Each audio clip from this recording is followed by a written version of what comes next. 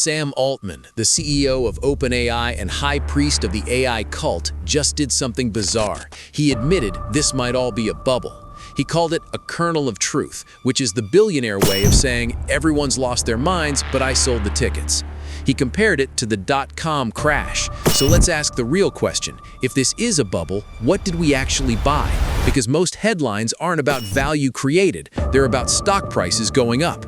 And a rising stock price doesn't create money. It just means the last buyer was more optimistic than the last seller.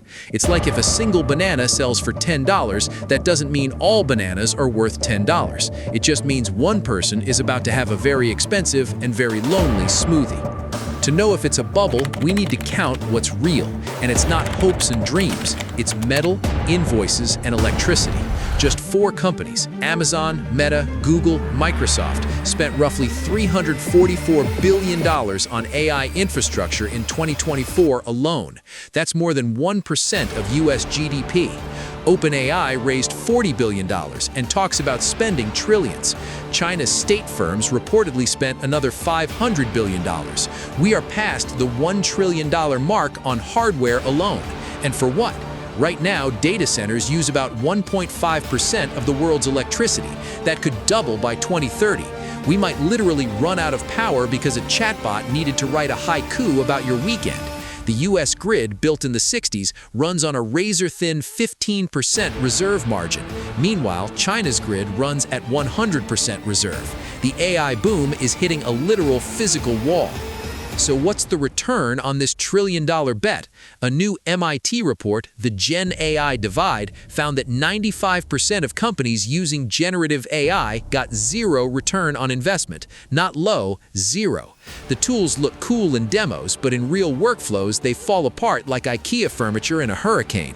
The models wobble, they fail at long tasks, they write buggy code, forcing companies to hire AI code janitors, which is hilarious because that was supposed to be the job the AI took. The platforms change so fast, they break their own ecosystems. This isn't a revolution, it's really expensive spell check with a catastrophic PR team. If the tech isn't ready and the returns are zero, why is everyone still doing it? Simple. FOMO and ego.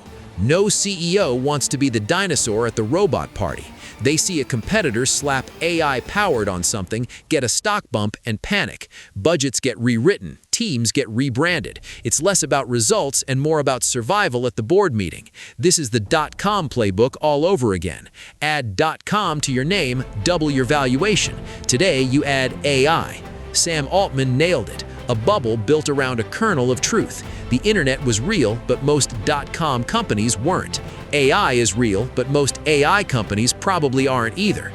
So, what happens next? Bubbles don't wipe out everything.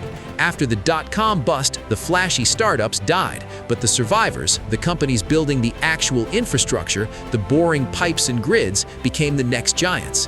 The same will happen here. Your job now isn't to chase the hype, it's to become a systemic auditor.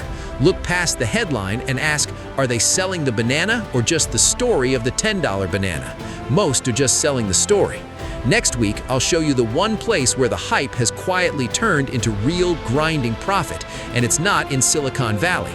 It's in the most boring industry on earth, but that's where the real money always flows when the bubble pops.